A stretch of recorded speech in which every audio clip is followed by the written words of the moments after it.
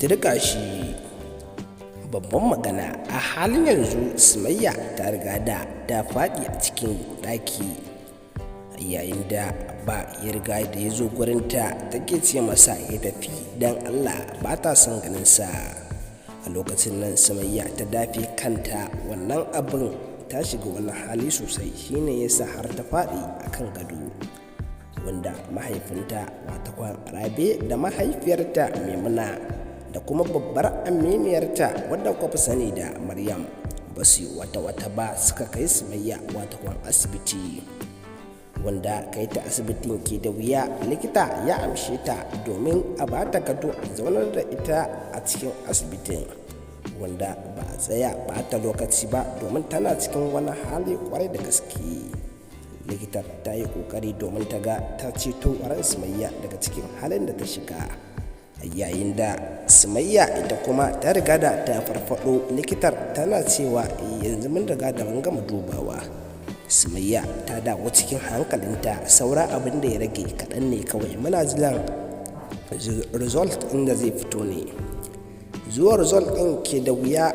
Likitar ta duba take faɗa wa mahaifiyar Sumayya Maimuna akan cewa Sumayya tana da ciki na tsawon wata 3, wanda Rabe mahaifin Sumayya da shi da babbar ƙawar Sumayya da kuma mahaifiyar Bintalu, yayin da suka ji abin da ya faru, baba ɗan Audu shi kuma jin haka ke da wuya sai ya fito waje. Kafin mu shiga cikin shirin ganga muna mai roƙonka, idan wannan ya kasance shigowarka ne na farko wannan channel ta mai albarka, ka danna mana subscribe, kana ka danna mana alamar ƙararrawa, ka danna mana alamar lakin a ƙasan wannan bidiyon domin samun ingantaccen shirye-shiryenmu da zarar mun ɗora. Kada ka manta mai sauraro kana tare da Smart Kannywood TV, wanda wannan channel ta mai albarka tana ta kokari domin ta ga ta kawo muku zafafan shirye-shirye. Ku ci gaba da kasancewa da mu wannan channel din mai albarka. Da wani bangaren kuma sarkin waka, wanda ya kasance mai gida ne ga Sumayya, yayin da ya kira Presdo domin ya gaya mai halin da Sumayya ta shiga, wanda Sumayya ta shiga wani hali ne na yanke jiki da faduwa. Iyayenta ba su yi wata ba suka dangana ta da asibiti, yayin da sarkin waka yake gaya wa Presdo haka. Presdo ya shiga wani hali sosai, wanda Presdo ya kasance tsohon saurayi ne ga Sumayya, wanda a kanta ya sha wahala har sai da ya kamu da larura, wanda ya fafata kwarai da gaske domin ya ga ya same ta.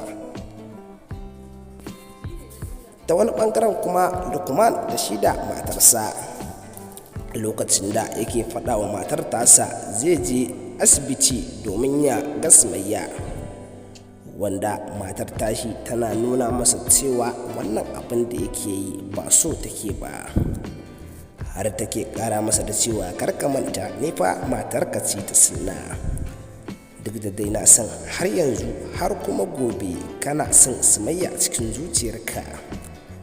Lukman ya shiru bai ce mata komai ba, sai yake faɗa mata kin san ba zan ɓoye miki ba, har yanzu ina son Sumayya a cikin zuciyata kuma ba zan taɓa mantawa da ita ba. Wanda shi ma Lukman ya sha wahala sosai akan soyayyar da ya yi wa Sumayya, wanda daga ƙarshe sai da ya haƙura ya fawwala wa Allah komai, har ya sami matarsa ya aura.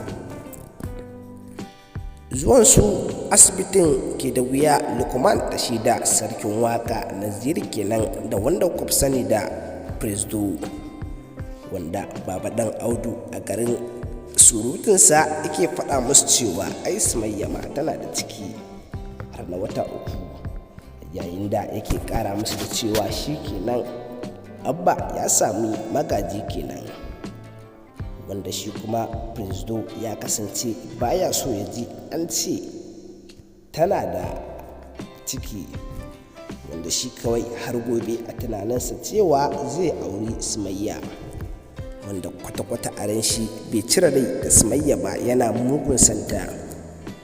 Kaf cikinsu da Lukman da Firisdo da shi Abba kan ya same ta, babu wanda ya kai Firisdo santa kwarai da gaske.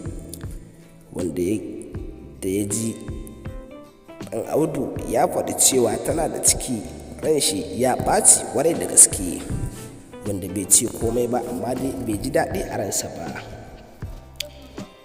A yayin da Abba ya fito daga wurin da matar tashi take, ya zo zai tafi gida, sai ya ga su Firisdo sun karaso har suka gaisa.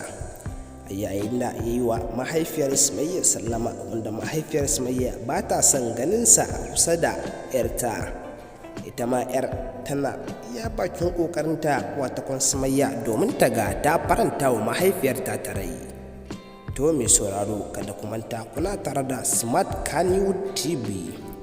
Ku danna mana subscribing, kana ku danna mana alamar ƙararrawa, ku danna mana alamar like a kasan wannan bidiyon domin samun ingantaccen shirye-shiryenmu da zarar mun ɗora.